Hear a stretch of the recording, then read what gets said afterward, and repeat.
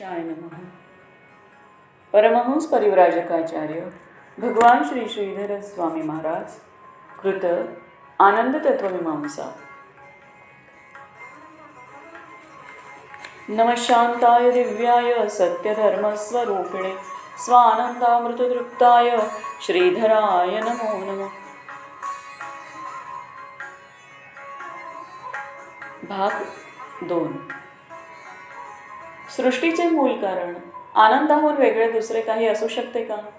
जर असेल तर ते आनंदाहून वेगळे असल्या कारणाने एक दुःखच असेल.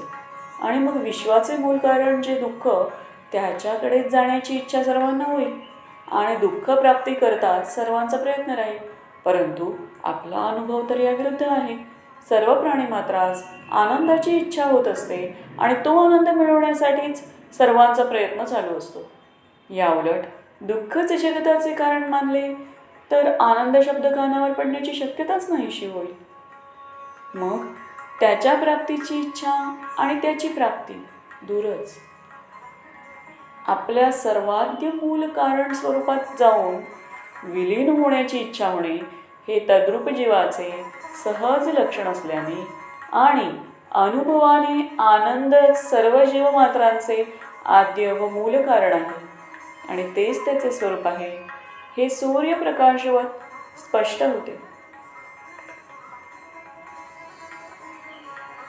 महाभारतात असे म्हणले आहे, दुःखात उद्विजते सर्वस्य सुखमीप्सितम्. सर्व जीवमात्र दुःखामुळे उद्विग्न होतात आणि सर्वजण सुखाची इच्छा करतात. यत् कश्चित् सौख्य हेतोस् त्रिजगती यत तेनैव दुःखस्य हेतोः.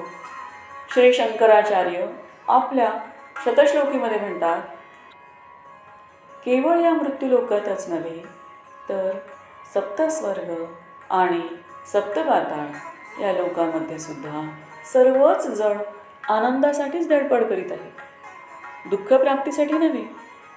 सुखार्थम सर्व कर्माणि दुःखापोहार्थमेव वा दुःखलिंगो रोदनेपि प्रवृत्ती सुख हेतुतः. ब्रह्मसिद्धांत मालेमध्ये असे म्हटले आहे,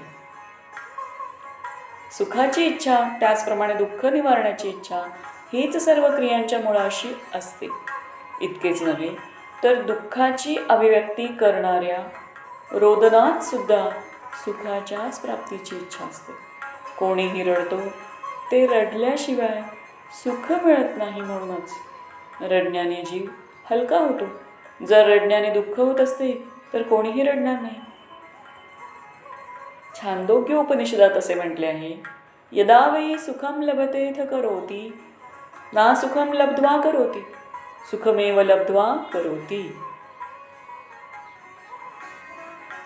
छांदोग्य उपनिषदात असे म्हटले आहे की कोणीही एखादी क्रिया करीत असतो ते त्यापासून सुखप्राप्ती होते. म्हणूनच दुःख होत असेल तर कोणी तशी क्रिया करणार नाही.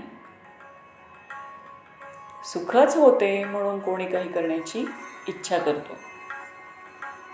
जय जय रघुवीर समर्थ. श्री कृष्णार्पणमस्तु. श्री गुरुचरणारविंदार्पणमस्तु.